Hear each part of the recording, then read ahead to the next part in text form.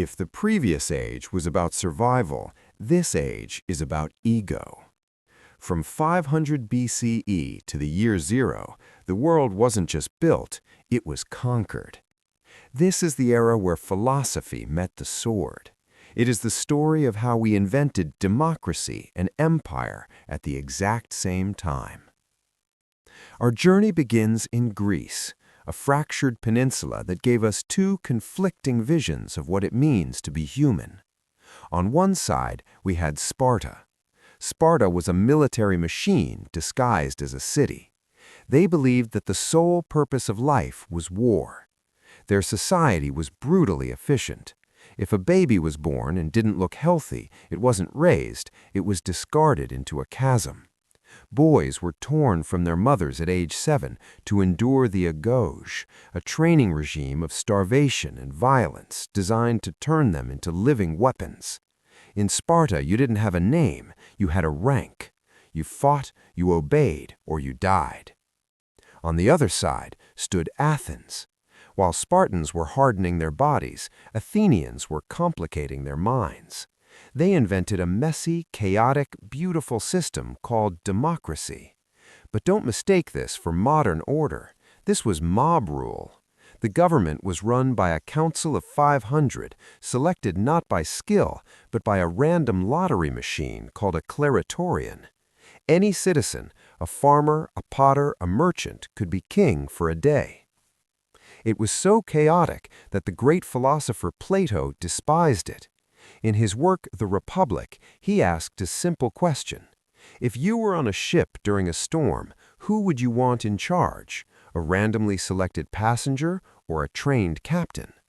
Plato argued that the world shouldn't be ruled by the mob, but by a philosopher king, a man of absolute wisdom and absolute power. It sounded like a noble idea, but as history was about to prove, when you go looking for a philosopher king, you usually find a tyrant. But before the Greeks could destroy each other with their ideas, they had to survive a monster from the east, the Persian Empire. King Xerxes I brought an army so vast it was said to drink rivers dry. Over 100,000 men marching to enslave Europe. At the narrow pass of Thermopylae, King Leonidas and 300 Spartans stood against the tide. They knew they would die, but they fought to buy Athens time. And it worked. While the Spartans bled, the Athenians took to the sea. At the Battle of Salamis, the Greek triremes shattered the Persian navy. The West was saved. But peace? Peace is boring. Without a common enemy, Athens and Sparta turned on each other in the Peloponnesian War, a 27-year suicide pact that left Greece in ruins. The city-states were weak. They were broken. They were ready. Enter Alexander. Born in 356 BCE, Alexander of Macedon was the ultimate product of this era. His father, Philip, gave him an army. His tutor, Aristotle, gave him a mind. Alexander was a weapon of war sharpened by logic. When his father was assassinated, Alexander didn't just want to rule Greece, he wanted the world. He crossed into Asia with 40,000 men and never looked back. He fought battles that shouldn't have been winnable. At the siege of Tyre, when the city refused to surrender because it was on an island, Alexander didn't turn around. He built a land bridge across the ocean, stone by stone, for 7 months, just to burn the city to the ground. He shattered the Persian Empire. He marched into Egypt and was crowned pharaoh. He pushed all the way to India. He was undefeated in battle, but he was defeated by human nature.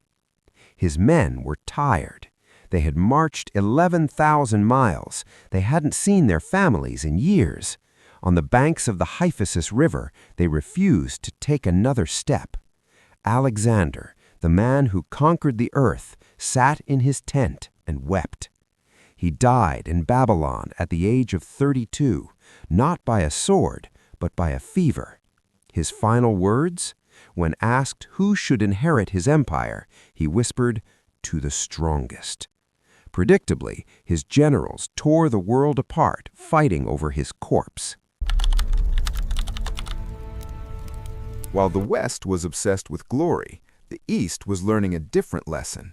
In India, the Mauryan Empire rose to fill the void Alexander left. Its emperor, Ashoka the Great, started as a conqueror. In 261 BCE, he waged war on the kingdom of Kalinga. It was a slaughter. 100,000 people died. The river Dyas turned red with blood. But unlike Alexander, Ashoka didn't feel pride. He felt horror. He broke the cycle. He converted to Buddhism and dedicated his life to non-violence. He carved edicts onto stone pillars across India, promising to care for his subjects like a father. While Europe chose the sword, India chose the soul. But north of the Himalayas, in China, peace was being forged through total control. For 200 years, the warring states had turned China into a graveyard. The solution came from the state of Qin and a man named Qin Shi Huang. He didn't care about Ashoka's kindness. He followed a philosophy called legalism. The core idea? Humans are inherently evil and selfish. You don't rule them with love, you rule them with fear.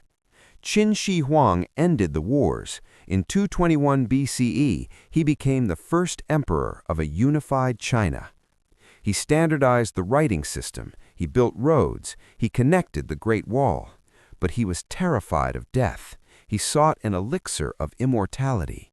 He drank mercury, believing it would make him live forever. Ironically, it likely poisoned his mind and killed him. He was buried with an army of 8,000 terracotta warriors to protect him in the afterlife. His dynasty collapsed the moment he died, but his idea survived.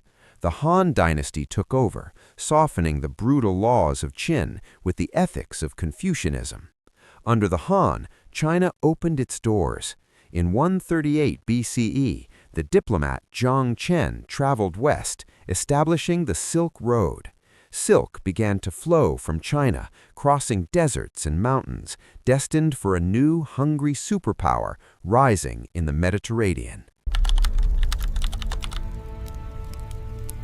All roads lead to Rome, but first, Rome had to be paved with blood.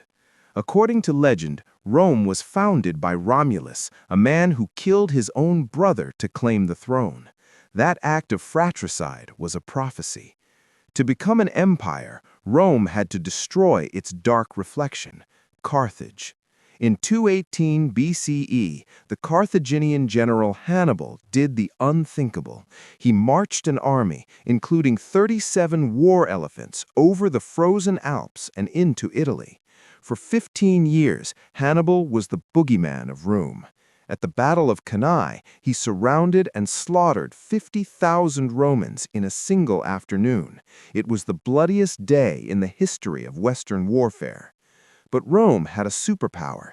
They refused to quit. They eventually found a general who could match Hannibal, Scipio Africanus. At the Battle of Zama, Scipio defeated the master. Carthage was burned to ash. Rome was now the master of the world. But winning the world cost Rome its soul. The Roman Republic was designed to prevent any one man from having too much power. But as wealth poured in, the system cracked. Generals became more powerful than the Senate. Enter Julius Caesar. Caesar was a man who knew how to play the game. He conquered Gaul, modern-day France, in a brutal campaign that made him a hero to the people and a threat to the elites. The Senate ordered him to step down. Caesar had a choice: obey the law and lose everything, or break the law and take everything. In 49 BCE, he looked at the Rubicon River and said, "The die is cast."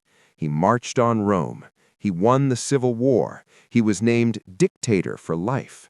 The Republic was effectively dead. The empire was born. But the senators weren't ready to let go.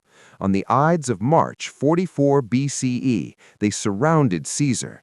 Brutus and Cassius, men he had pardoned, men he trusted, stabbed him to death on the Senate floor. They thought they were saving freedom. They were wrong. Caesar's death didn't bring democracy back. It brought more blood. Out of the chaos emerged Caesar's adopted son, Octavian. He was young, cold, and calculating. He hunted down Caesar's assassins. He defeated his rival Mark Antony and the Egyptian queen Cleopatra. Octavian stood alone at the top of the world. In 27 BCE, he took the name Augustus. He became the first emperor of Rome. The Republic was gone. Augustus brought the Pax Romana, the Roman peace. He built roads, aqueducts, and a tax system so efficient that he ordered a census of the entire world. And it is here, in the shadow of this massive Roman bureaucracy, that our story takes a strange turn. In a tiny, dusty corner of the empire called Judea, a carpenter and his pregnant wife were forced to travel to Bethlehem to register for Augustus's census. There was no room for them in the inn, so in a stable, Mary gave birth to a boy named Jesus. Augustus ruled the world from a palace of marble. He commanded legions. He was worshipped as a god. But this baby, born in straw, would grow up to challenge everything Rome stood for. He wouldn't lead an army, he wouldn't conquer land, but his story would outlast the Roman Empire itself. The age of the sword was ending. The age of faith was about to begin. But Rome would not go down without a fight. And as we will see in the next episode, when an empire feels threatened, it doesn't just kill, it crucifies.